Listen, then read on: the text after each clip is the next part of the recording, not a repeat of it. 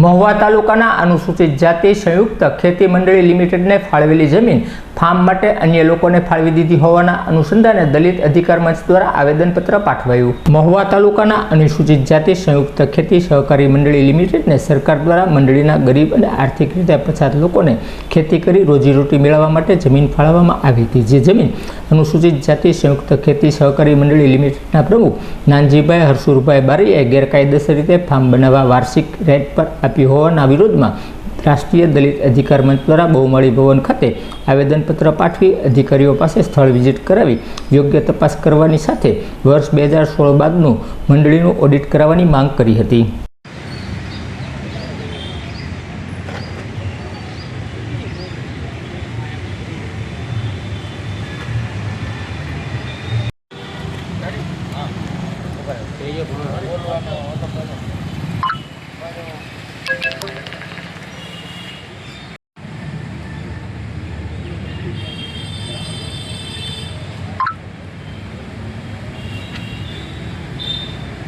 નાનજીભાઈ બારીએ માથે પગલાં ભરવામાં આવે એવી વિનંતી કરવામાં આવ્યા છે। અમારું આવેદન છે, આપ સ્વીકારો અને ઉચ્ચ અધિકારીથી પહોંચાડો।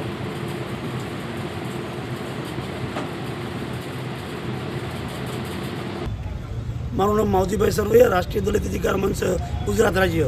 આજે મહુવા તાલુકા અનુસૂચિત સંયુક્ત સહકારી મંડળીના જે માલિક જે છે, પ્રમુખ જે છે, એ નાનજીભાઈ બારિયાની દ્વારા જમીન જે છે સરકાર દ્વારા ફાળવવામાં આવી એ સભ્યોની સિવાયના બીજા લોકોને ફાળવી દીધી છે ને 97 વીઘા 98 વીઘા જેવી જમીન ફાર્મ આપી છે।